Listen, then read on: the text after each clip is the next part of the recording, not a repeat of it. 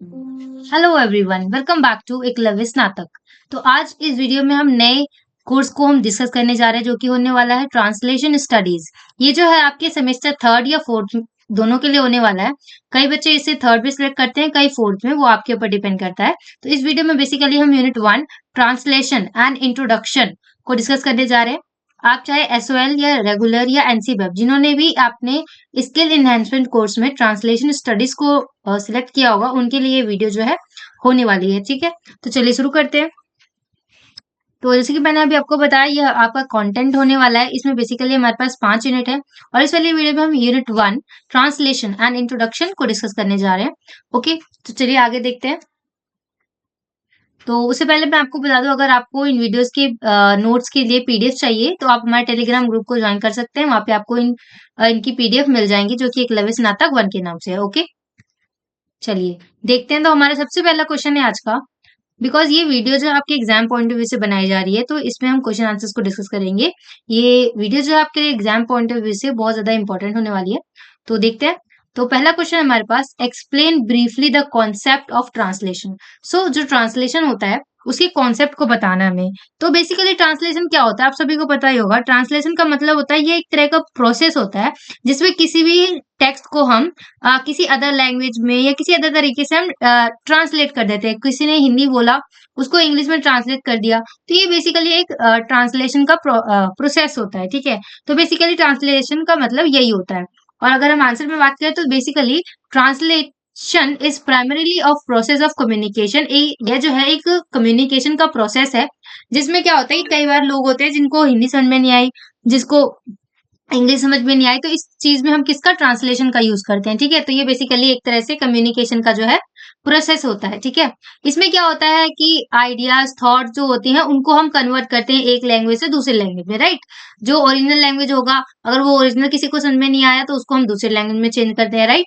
सो ये होता है बेसिकली ट्रांसलेशन। ट्रांसलेशन में क्या होता है, जो भी सोर्स लैंग्वेज होता है उसको हम लैंग्वेज को कॉम्प्रिहेंशन करके हम उसको टारगेटेड ऑडियंस के अकॉर्डिंग जो है ट्रांसलेट कर देते हैं। ठीक है, तो यहाँ पे आपको एस एल और टी एल का ध्यान रखना है। S L means source language, कहाँ से वो लैंग्वेज है। ठीक है, और टारगेटेड ऑडियंस मतलब मान लीजिए सोर्स लैंग्वेज से आपको मिली है इंग्लिश, और जो टारगेटेड ऑडियंस है वो है हिंदी की, तो उसको चेंज करेंगे हम इंग्लिश से हिंदी में, राइट। तो ये बेसिकली हमारा यहाँ पे टारगेटेड ऑडियंस और सोर्स लैंग्वेज होता है। ठीक है, और इसके आगे क्या होता है कि translation has widely popular activity and professional across the world. ये जो है खासकर जब से ग्लोबलाइजेशन हुआ तब से और ज्यादा जो इम्पोर्टेंट बन गई है ट्रांसलेशन। बिकॉज कई ऐसी चीजें होती है जो इंडिया से किसी और कंट्री में जा रही है, किसी और कंट्री से इंडिया में आ रही है, तो उस चीज में बेसिकली क्या होता है, हमें उस चीज को समझना, उस लैंग्वेज को समझना इंपॉर्टेंट हो जाता है। तो उस चीज में जो है ट्रांसलेशन बहुत ज्यादा इंपॉर्टेंट हो जाती है, राइट। तो इस वजह से जब से ग्लोबलाइजेशन हुआ है, तो ये जो है ट्रांसलेशन वो पूरे अक्रॉस द वर्ल्ड में ये फेमस हो चुका है। ठीक है, इससे हम किसी भी अदर लैंग्वेज को अपनी लैंग्वेज में ट्रांसलेट करवाकर समझ सकते हैं, right. So translation studies has gained much appreciation and attention in recent and because of the globalization of the world. जब से ग्लोबलाइजेशन हुआ है तब से और भी ज्यादा ये जो ट्रांसलेशन स्टडीज है वो बहुत ज्यादा इंपॉर्टेंट रोल प्ले करने लगे हैं। ठीक है, in simple terms can be said that translator is to meaningful convey और to carry across a message from one language to another. So तो ये कोई भी मैसेज जो होता है उसका मीनिंगफुल कन्वे जब हम करते हैं एक लैंग्वेज से किसी और दूसरे लैंग्वेज में, बेसिकली ये चीज जो है इसको ट्रांसलेशन कहा जाता है। तो आई होप कि आपको क्लियर हुआ होगा।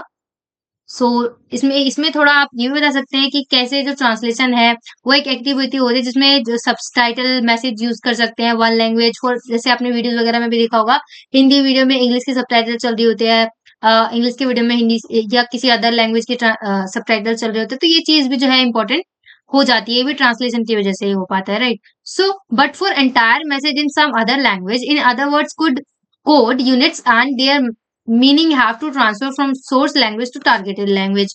कई बार क्या होता है, जो भी कोड यूनिट्स होते हैं उन सबका ध्यान रखते हुए हम सोर्स लैंग्वेज से टारगेटेड लैंग्वेज के लिए हम उसको ट्रांसलेशन करते हैं, right. So hence it can be said that translation involves to equivalent message into different codes.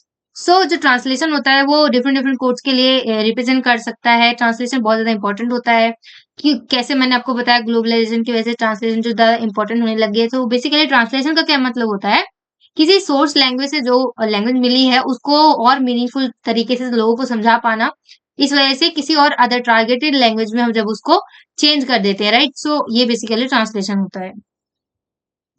तो आप ऐसे समझ सकते हैं, जैसे देखिए सेंडर किसी ने मैसेज भेजा, ठीक है, उसको इनकोड किया गया और फिर उस मैसेज को रिसीवर के पास भेजा गया, तो उस दौरान वो डिकोडिंग होकर गया, ठीक है, और फिर उसके दौरान जब समझ में आ गया तो फीडबैक हुआ, तो किसी ने मान लीजिए इंग्लिश में भेजा, तो फिर यहाँ पे हिंदी में ट्रांसलेट किया गया इसको, ठीक है, फिर रिसीवर को समझ में आया तो फिर उसको फीडबैक मिला, फिर उस फीडबैक फीडबैक जो हिंदी में आया उसको इंग्लिश में ट्रांसलेट किया गया, ठीक है। तो इस तरीके से क्या होगा, ये इस तरीके से ट्रांसलेशन की प्रक्रिया जो है वो काम करती है। Okay, I hope it is clear to you.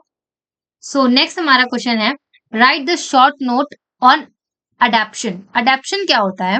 So basically जब हम अडेप्टेशन की बात करते हैं तो अडेप्टेशन क्या होता है, किसी भी चीज को ना लाइक कहीं सोर्स लैंग्वेज से टारगेटेड ऑडियंस को समझाने के लिए उसको अडेप्ट कर लिया जाना।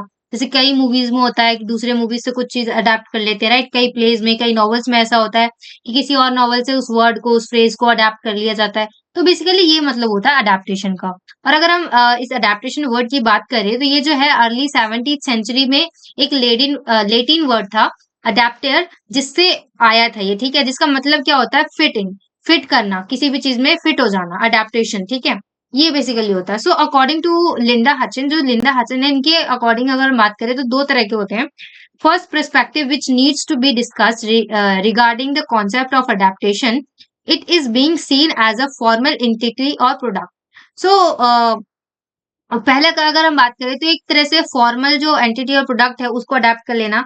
And adaptation is an announced and extensive transportation of a particular work और वर्क्स। सो अडेप्शन में क्या होता है, जैसे कि मैंने अभी आपको बताया, किसी भी वर्क से या कोई भी वर्क्स हैं बहुत सारे, चाहे वो नॉवल हो, फिल्म हो, उसमें से किसी चीज को अडेप्ट कर लेना। बेसिकली ये ट्रांसलेशन के दौरान किसी मूवी से, किसी नॉवल से किसी चीज को अडेप्ट कर लेना, ये बेसिकली अडेप्टेशन होता है, ठीक है।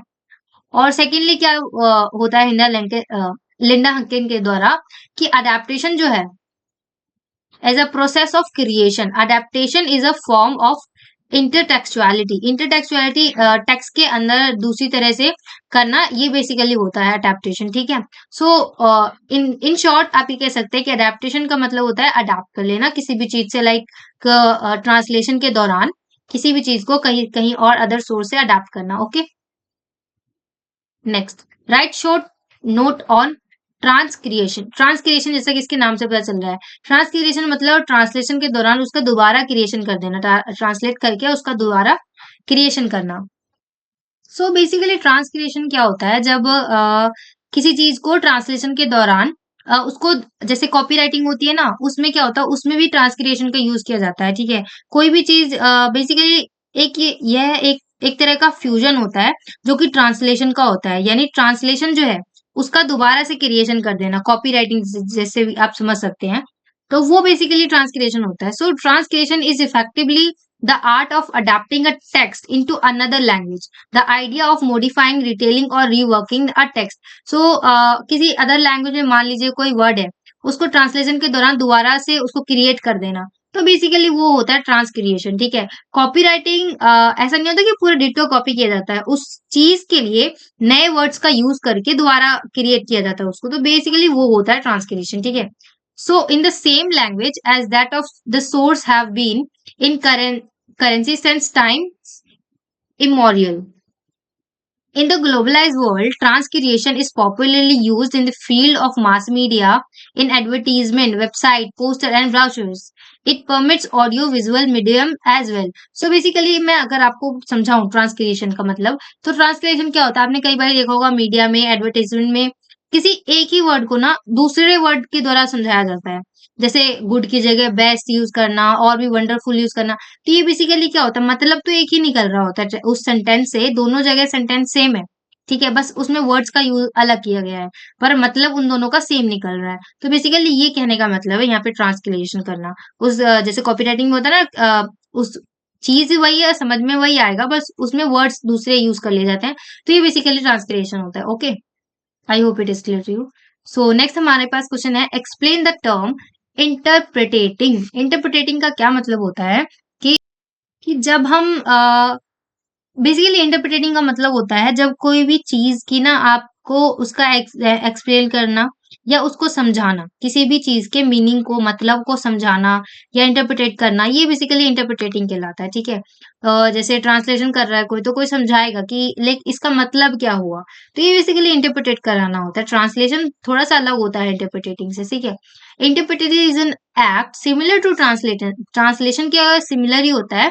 As an interpreter translate the content and the context of speech or text, keeping in view the paralinguistic element from the source language to the targeted language. So basically जो interpreter होता है वो क्या करता है, उसका काम होता है समझाना, उसका मतलब क्या हुआ।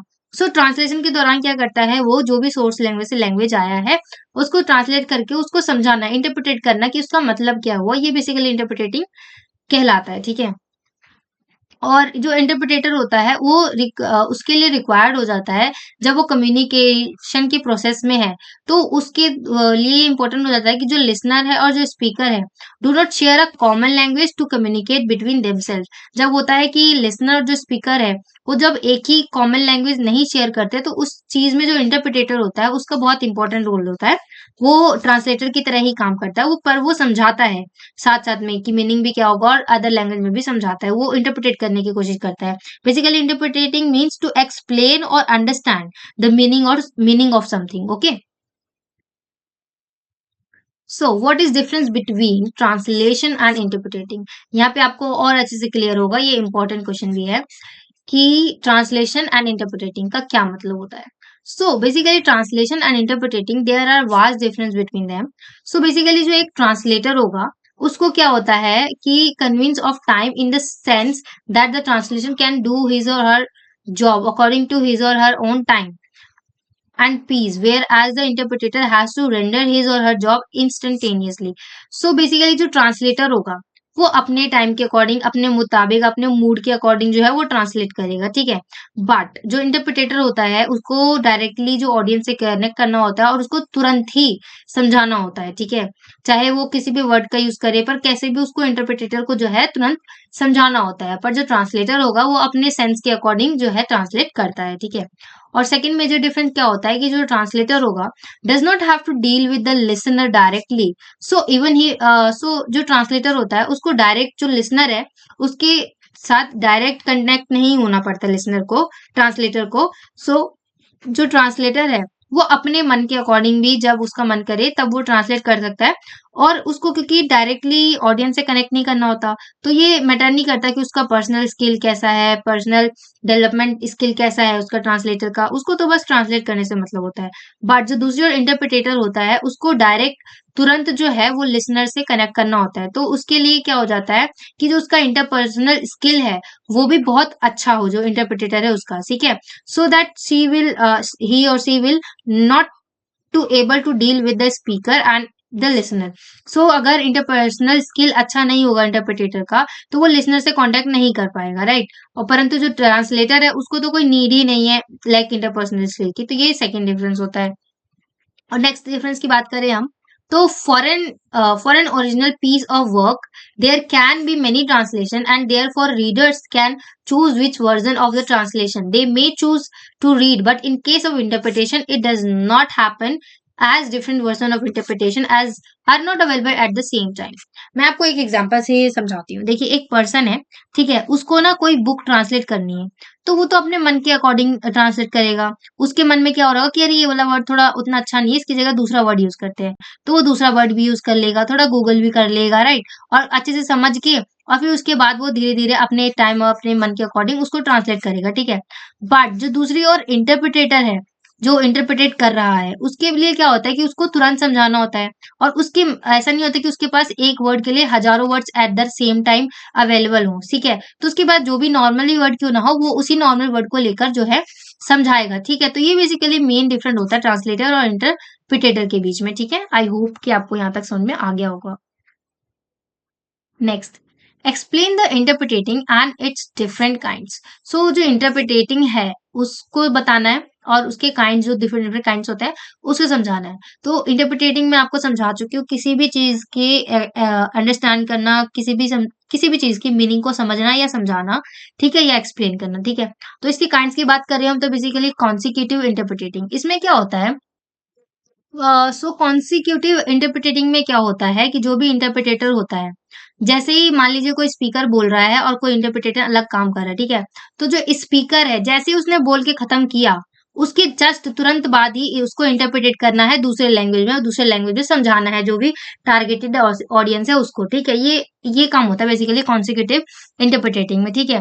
और दूसरी साइड में क्या होता है सिमुल्टेनियस इंटरप्रिटेटिंग। इसमें क्या होता है कि जो इंटरप्रिटेटर है renders the message spoken by the speaker as his or her speaking. In most cases, the interpreter sits in soundproof room booth और सिमल्टेनियस में क्या होता है कि कंसेक्यूटिव में क्या होता है कि वो जैसे स्पीकर बोल के खत्म करता है उसके तुरंत बाद ही उसको समझाना होता है, ठीक है? बट दूसरी ओर जो सिमल्टेनियस इंटरप्रिटेटर होता है वो क्या होता है कि वो बिना किसी पॉज के और बिना लाइक जो स्पीकर है उसने अगर एक लाइन बोला तो उसको तुरंत एक लाइन समझाना है। बट जो कंसेक्यूटिव में क्या होता है कि जब तक जो स्पीकर है वो या तो पॉज ना ले ले या तो उसका पूरा सेंटेंस खत्म ना हो जाए तब तक वो नहीं समझाता, या तो पॉज ले या अगर उसका पूरा सेंटेंस खत्म हो गया तो उसके बाद जो है वो समझाएगा, ठीक है? बट जो सिमल्टेनियस होता है उसमें क्या होता है कि वो बिना किसी पॉज के बिना किसी ब्रेक के बेसिकली रियल टाइम में जो है उसको ये समझाना होता है। आप ये ऐसे भी समझ सकते हैं कि जो कॉन्सेक्यूटिव इंटरप्रेटर होता है वो होता है जैसे किसी ने इंग्लिश में स्पीच दी और फिर बाद में उसको हिंदी में ट्रांसलेट किया गया हो। बट जो सिमल्टेनियस में क्या होगा रियल टाइम में जैसे मैचेस वगैरह में होता है कि किसी ने हिंदी में बोला उसको दोबारा मतलब रियल टाइम में जो बोला जा रहा है उसी को दूसरे लैंग्वेज में इंटरप्रेटेट किया गया, ठीक है? तो ये बेसिकली रियल टाइम में होता है, ठीक है? और इसी के साथ ये भी बता सकते हैं आप कि सिमल्टेनियस इंटरप्रिटेटिंग क्या होता है? Is a mode of interpreting in which the speaker makes a speech and the interpreter for reformat the speech into a language his audience understand at the same time, ठीक है? At the same time real time आप बता सकते हैं, ठीक है? I hope कि आपको इन दोनों में डिफरेंस क्लियर हो। बेसिकली इसमें क्या होता है जब तक वो उसकी स्पीच खत्म ना हो जाए उसके बाद वो समझाएगा, पर समझे इन द रियल टाइम उसने एक सेंटेंस बोल के रुका तो तुरंत उसको समझाना है, ठीक है? और इसके अलावा what are the other significant ways of interpreting? Interpreting की इन दो के अलावा और क्या हो सकता है? एक हो सकता है हमारा रिलाई। रिलाई क्या होता है? When interpretation happens between two language via third language. जब जो इंटरप्रिटेशन है वो दो लैंग्वेजेस के बीच में हो रहा है किसी तीसरे लैंग्वेज के दौरान। मान लीजिए कोई तमिल बोलता है, ठीक है? और कोई स्पेनिश बोलता है, ठीक है? इन्होंने अपने अपने मदर टंग में जो है कुछ बोला, बट इन दोनों के लिए कॉमन लैंग्वेज क्या है? इंग्लिश। इन दोनों को इंग्लिश समझ में आती है, ठीक है? जो ये तमिल पर्सन है और जो स्पेनिश पर्सन है इन दोनों को समझाने के लिए जब इंग्लिश का यूज किया गया, इन दोनों के बीच में एक तीसरा लैंग्वेज आया इंग्लिश, तो उस चीज को हम बेसिकली क्या कहेंगे? रिलाई, ठीक है? और इसी के साथ रिटोर में क्या होता है? Mostly it is the norm that the interpreter interpret the message to their mother tongue, but when it happens to the other way round, that is the interpreter is under the message in second language, then it is called retort. So basically retort में क्या होता है? इसमें ना कोई भी जो person होगा जो भी इंटरप्रिटेटर होगा वो अपने मदर टंग का यूज ज्यादा करता है। कोई इंग्लिश ने स्पीच दी उसकी मदर टंग क्या है? हिंदी है, ठीक है? और किसी ने इंग्लिश में स्पीच दी तो इसका काम क्या है कि जो इंग्लिश वाला है उसको ट्रांसलेट करना, या तो हिंदी के साथ साथ इसको स्पेनिश भी आती है तो इसने स्पेनिश का यूज किया। सो ये बेसिकली क्या होगा? ये हमारा रिटोर होता है, ठीक है? नेक्स्ट होता है हमारा विस्परिंग। ये आपने बहुत बार देखा होगा कि it is also a form of simultaneous interpretation where the interpreter renders the message directly into the ears of listener in whisper. तो आपने कई बार देखा होगा आप अपने बड़े लोगों के साथ देखा होगा कि कई बार क्या होता है उनके साथ जो ट्रांसलेटर होता है ना वो उनके कानों में समझा रहा होता है कि उस साथ वाले ने क्या बोला। खासकर आपने प्राइम मिनिस्टर या सीएम किसी के कान में जरूर देखा होगा वीडियोस वगैरह में कि जो ट्रांसलेटर होता है वो उनके ना कान में समझा रहा होता है कि उन्होंने क्या बोला है, धीरे धीरे से तुरंत ही समझा रहा होता है, ठीक है? तो ये बेसिकली विस्परिंग का इंटरप्रिटेटिंग करने का एक तरीका होता है विस्परिंग करके, ठीक है? तो ये होता है बेसिकली। एक और होता है हमारा साइन लैंग्वेज। इसमें बेसिकली साइन लैंग्वेज का यूज बेसिकली जो डिफरेंटली एबल पीपल होते हैं उनके द्वारा यूज किया जाता है। हमारे लिए वो जो यूज करते हैं और कोई कुछ कुछ कॉमन होते हैं जो हमें भी समझ में आता है, बट उनका जो साइन लैंग्वेज का तरीका होता है वो बिल्कुल अलग होता है, ठीक है? तो साइन लैंग्वेज कई बार हम अपने लिए भी यूज करते हैं, परंतु जो डिफरेंटली एबल होते हैं उनका साइन लैंग्वेज बिल्कुल अलग ही होता है, ठीक है? जैसे हम लोग कई बार बोलते हैं ना कि चुप हो जाए तो हम अपने लिप्स पे फिंगर रख के बताते हैं, राइट? तो ये बेसिकली एक तरह से सिंगल साइन लैंग्वेज का काम करता है, ठीक है? So sign language is significant for all of us and all of us simply sign at every point of time in our communication. Communication करते टाइम हम एवरी टाइम क्या करते हैं, साइन लैंग्वेज का यूज करते रहते हैं, बट जो दूसरी और डिफरेंटली एबल पीपल होते हैं उनके साइन लैंग्वेज बिल्कुल ही अलग होते हैं, ठीक है। तो ये बेसिकली टाइप्स थे किसके, आपने देखा रिलाई, रिचॉर्ड, whispering and sign language. Okay, और बहुत ही ज्यादा इंपॉर्टेंट क्वेश्चन कि अभी तक हमने देख लिया कि ठीक है चलो माना हमने सारा हो गया कि पर इंटरप्रिटेटर बन कौन सकता है, क्या वो पर्सन जिसको 2 या 3 लैंग्वेज आती है क्या उसको हम इंटरप्रिटेटर बना सकते हैं? नहीं, ऐसा ये नेसेसरी नहीं है कि जिसको 2-3 लैंग्वेज आता है वो इंटरप्रिटेटर भी अच्छा बन सकता है। ऐसा ठीक है, मान सकते हैं हम कि उसको 2-3 लैंग्वेज आना चाहिए इंटरप्रिटेटर बनने के लिए, ठीक है।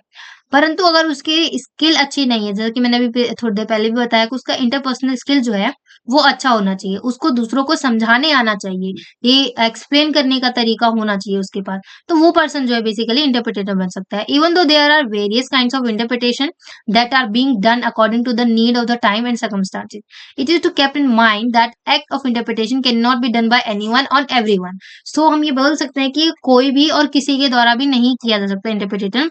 उसके साथ-साथ ऐसा नहीं कि अगर वो कोई बाइलिंगुअल है तो वो कर सकता है। उसके साथ-साथ उसका इंटरपर्सनल स्किल भी जो है बहुत ज़्यादा इम्पोर्टेंट रोल प्ले करता है, उसको आवश्यकता होती है, ठीक है?